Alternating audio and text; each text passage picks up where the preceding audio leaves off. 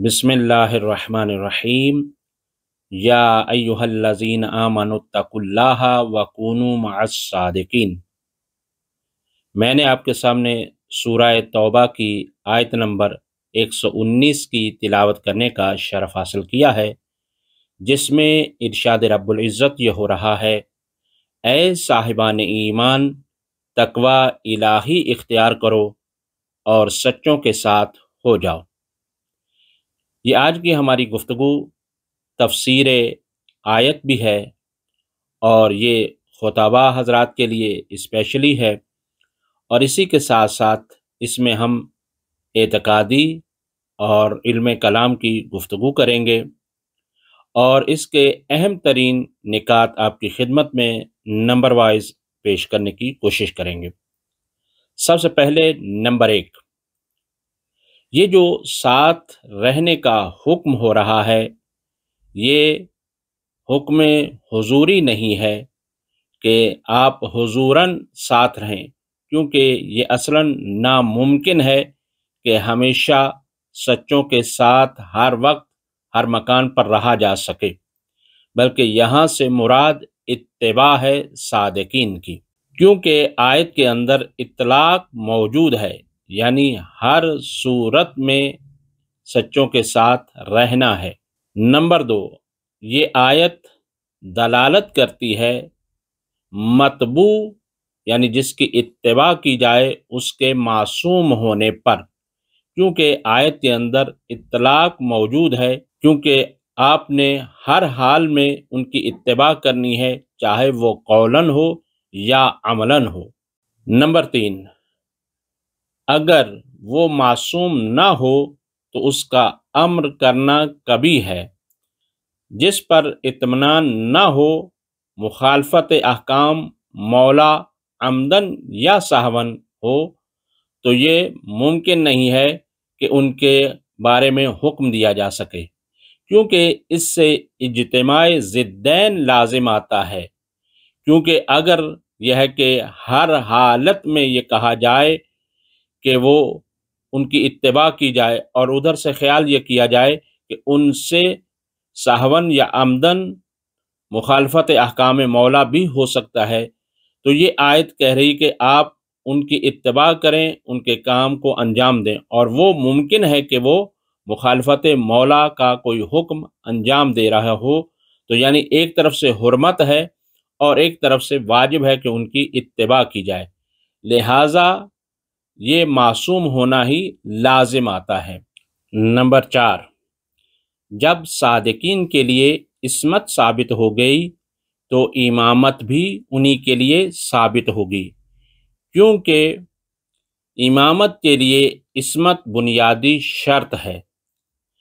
Number 5، تمام ملت اسلامیہ کا اتفاق ہے کہ غیر از حضرت علی علیہ السلام اور ان کے بعد آنے والے امام برحق کے علاوہ کوئی بھی معصوم نہیں ہے۔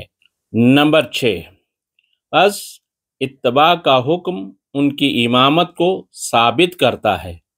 نمبر 7، صادقین سے مراد اس آیت سے حضرت علی علیہ السلام اور ائمہ طاہرین علیہم السلام ہیں۔ نمبر 8، اتباع کا حکم تمام مومنین کو ہو رہا ہے، کسی زمانے کے ساتھ مخصوص نہیں ہے، جس کا مطلب یہ ہے کہ ہر زمانے میں کسی نہ کسی معصوم کا ہونا ضروری ہے۔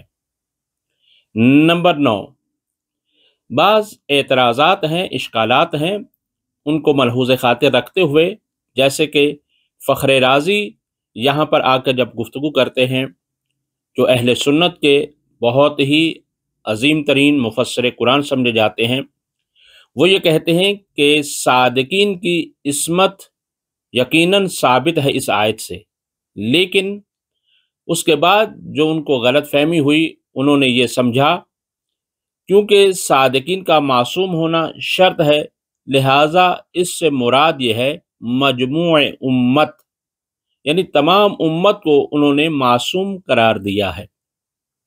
تعجب ہے، یعنی آپ سمجھیے کہ عقلی بات یہ ہے کہ اگر آپ کسی کو الگ الگ جمع کریں، یعنی یوں سمجھ لیجئے کہ آپ صفر صفر جمع کرتے چلے جائیں تو آپ 1 ارب نہیں 1 کھرب جتنی بھی صفریں جمع کریں گے نتیجہ صفر ہوگا۔ جب یہ سب الگ الگ ہیں تو جب یہ غیر معصوم ہیں تو پھر یہ جمع ہونے سے کیسے معصوم ہو جائیں گے؟ ممکن نہیں ہے۔ اور پھر اس کے بعد دوسری بات یہ ہے کہ آپ جب کہہ رہے ہیں کہ امت مجموع مراد ہے تو پھر حکم کس کو ہو رہا ہے؟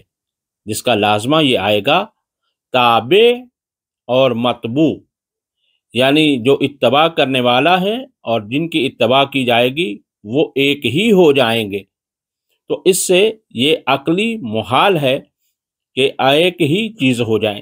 اس کا مطلب یہ ہے کہ مومنین کو کہا جا رہا ہے صادقین کے ساتھ ہو جائیں، جس کا مطلب یہ ہے کہ تابع اور ہیں اور متبوع اور ہیں، اور وہ ہیں صادقین۔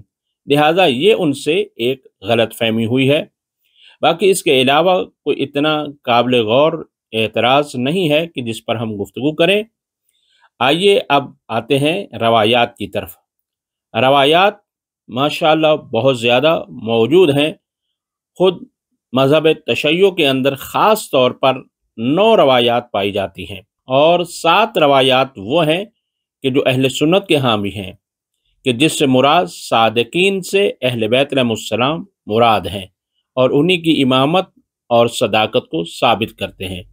آئیے انہی میں سے 1-2 روایات آپ کی خدمت میں پیش کرتے ہیں۔ کتاب کمال الدین و تمام النعمہ کے اندر شیخ صدوق سے روایت ہے، اور وہ حضرت علی علیہ السلام سے روایت کرتے ہیں، اور انہوں نے بیان کیا ہے کہ پیغمبر سے حضرت سلیمان نے عرض کیا کہ قالا سلیمان لرسول اللہ عامۃ ھذہ الآیہ ام خاصہ، یہ آیت عام ہے یا خاص ہے؟ فقال رسول اللہ صلی اللہ علیہ وسلم نے ارشاد فرمایا وَأَمَّا الْمَأْمُورُونَ فَالْعَامَّةُ الْمُؤْمِنِينَ، جن کو حکم دیا جا رہا ہے وہ عامۃ المؤمنین ہے، یعنی عام لوگ ہیں۔ امروا بذالک، اس چیز کا حکم دیا جا رہا ہے۔ وَأَمَّا الصَّادِقُونَ فَخَاصَّةٌ لِأَخِي علی وَأَوْصِيَائِي مِن بَعْدِهِ إِلَى يَوْمِ الْقِیامَہ، جو صادقین ہیں وہ خاص مراد ہیں، وہ میرے بھائی علی ہیں اور ان کے بعد آنے والے اوصیاء ہیں جو قیامت تک آئیں گے۔ قالوا اللہم نعم، تو تمام مہاجرین انصار نے کہا بے شک ایسا۔ اسی طرح سے امام رضا علیہ السلام سے بھی روایت ہے۔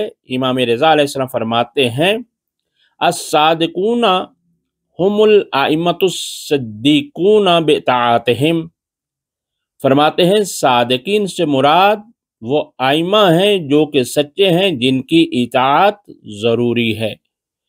تو یہ تھی چند روایات آپ کی خدمت میں پیش کی ہیں۔ اسی کے ساتھ ساتھ یہ ہے کہ اگر کوئی اس کی تجلی دیکھنا چاہتا ہے کہ صادقین کون ہیں تو اس کو بارہا پیش کیا گیا، اور بالخصوص پیش کیا گیا ہے آیہ مباہلہ کے عملی ثبوت میں، کہ جب آیہ مباہلہ نازل ہوئی تو حکم یہ ہوا تھا کہ جائیں گے سچے، اور یہ ہے کہ جھوٹوں پر لعنت کریں گے۔ تو یہ ہے کہ سچے پیغمبر اکرم صلی اللہ علیہ وسلم لے کر گئے، جس کا نتیجہ یہ ہوا کہ پیغمبر اکرم صلی اللہ علیہ وسلم نے صادقین کو لوگوں کے سامنے پیش بھی کیا اور یہ بتایا کہ یہ ہیں صادقین۔ بس قرآن مجید کی اس آیت سے یہ ثابت ہو گیا ہے صادقین سے مراد ائمہ طاہرین علیہم السلام مراد ہیں۔ وصلی اللہ علی محمد وآل محمد۔